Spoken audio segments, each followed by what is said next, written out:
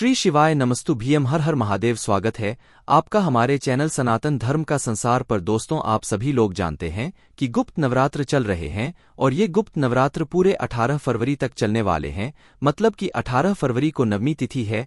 साथ ही में दोस्तों, आप सभी लोग जानते होंगे कि पंडित जी ने 2 शिवलिंग वाला एक नया उपाय बताया है, जो कि दोस्तों इसी माघ महीने की गुप्त नवरात्रि के अंतर्गत आप लोगों को करना है। मतलब इन गुप्त नवरात्र के 9 दिनों में आप लोग कभी भी ये वाला उपाय कर सकते हो। तो भाई, अभी भी आप लोगों के पास समय बचा हुआ है, आप इस शिवलिंग वाले उपाय को कर सकते हो।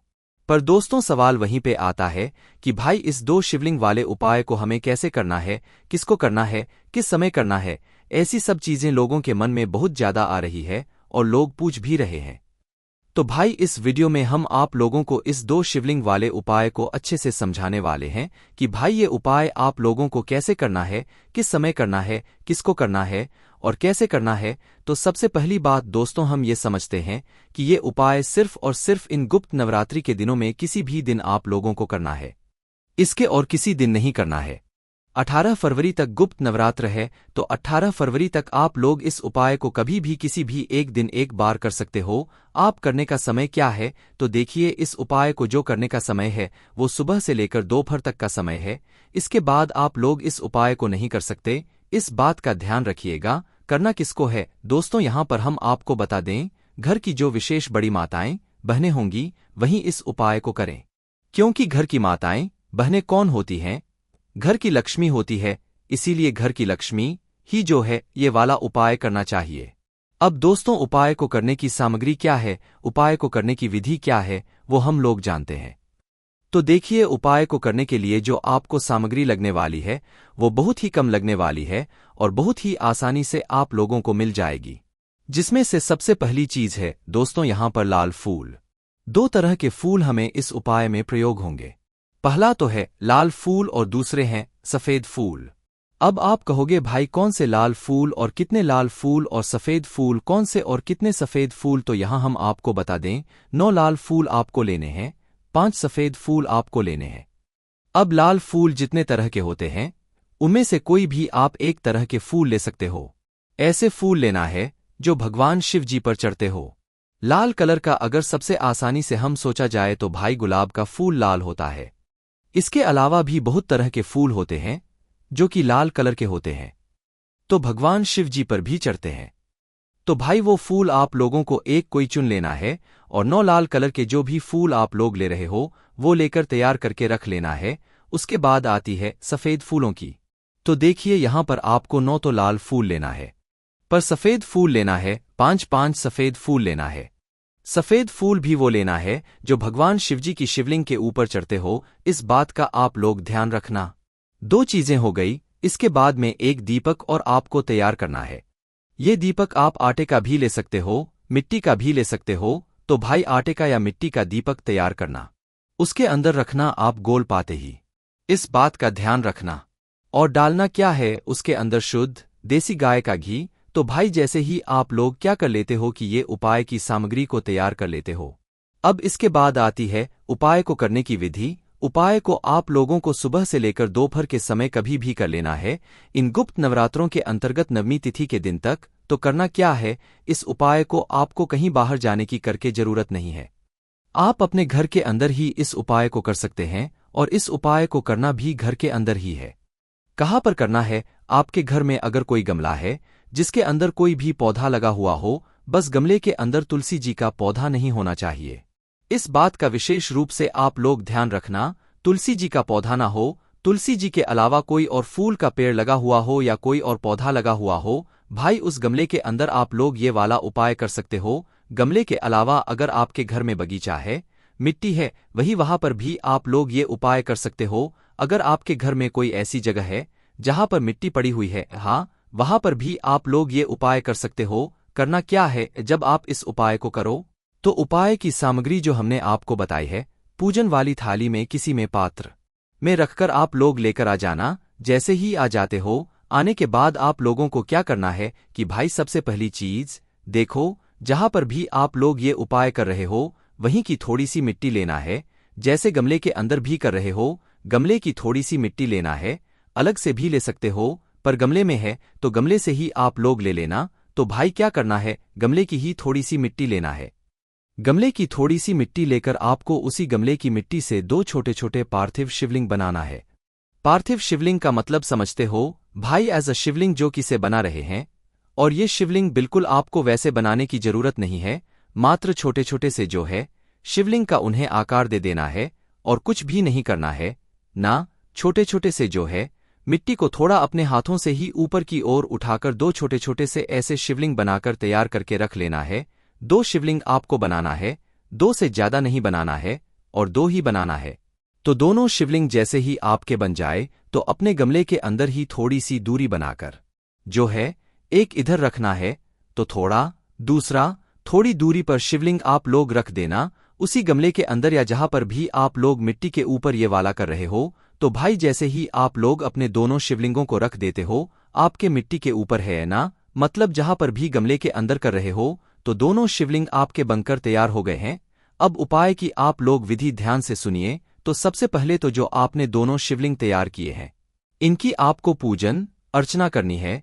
जैसे आप भगवान शिवजी के अंदर जाकर पूजा अर्चना करते हो वैसे ही आप लोगों को इन दोनों शिवलिंगों की पूजा अर्चना भी करनी है।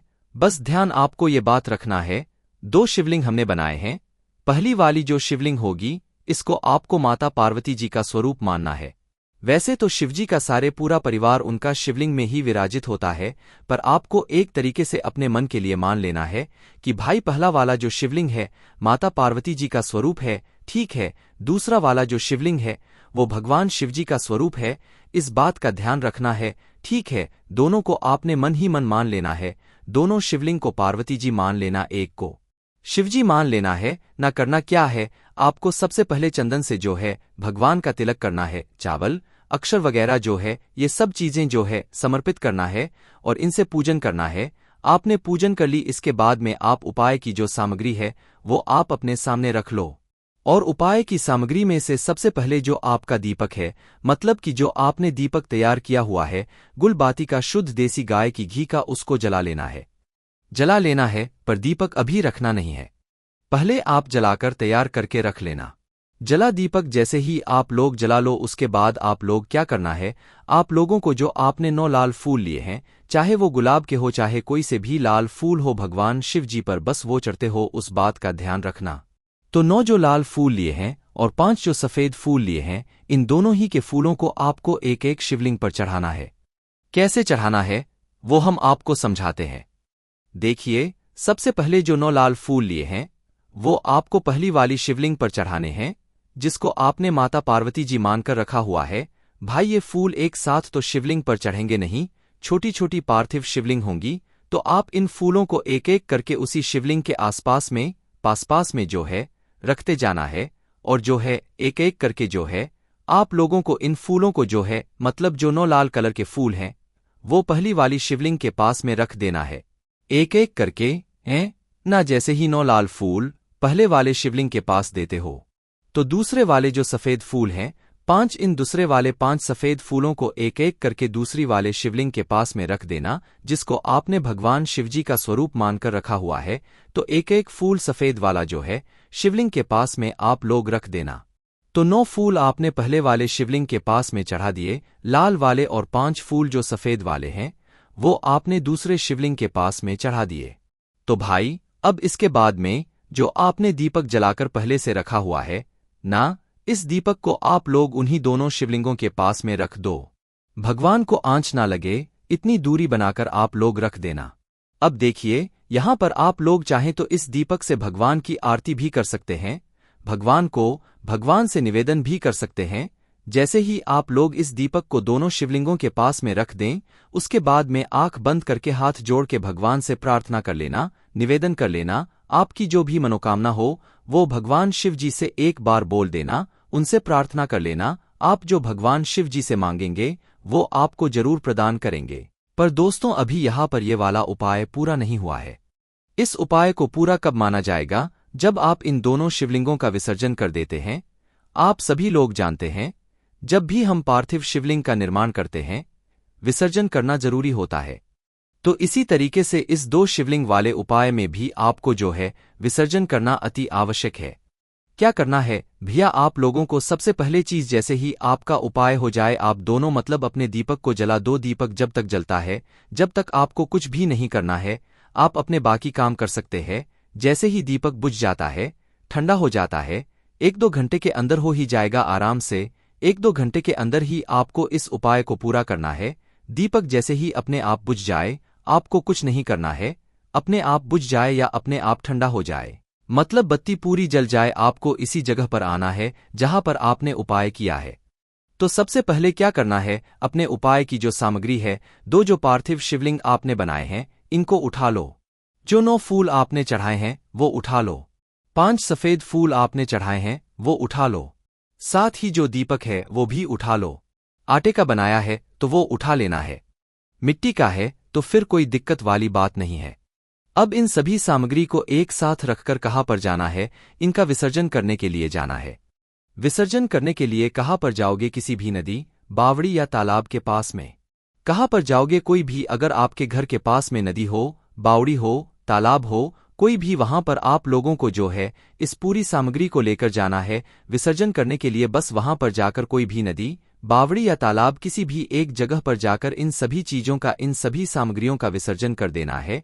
विसर्जन करने के बाद भी भगवान से प्रार्थना कर लेना, बस आपका ये उपाय यहाँ पर पूरा हो जाता है।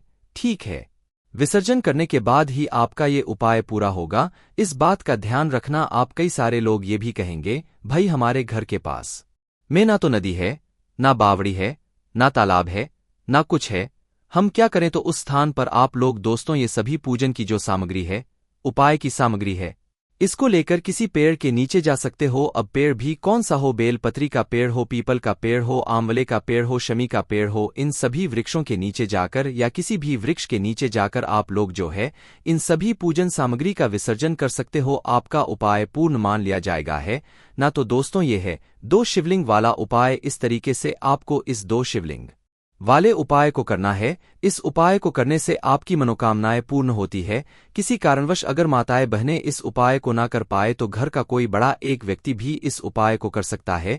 इस उपाय का फल भी निश्चित ही आपको बहुत जल्दी ही देखने को मिलने वाला, इसलिए इस उपाय को आप लोग जरूर करके देखिएगा।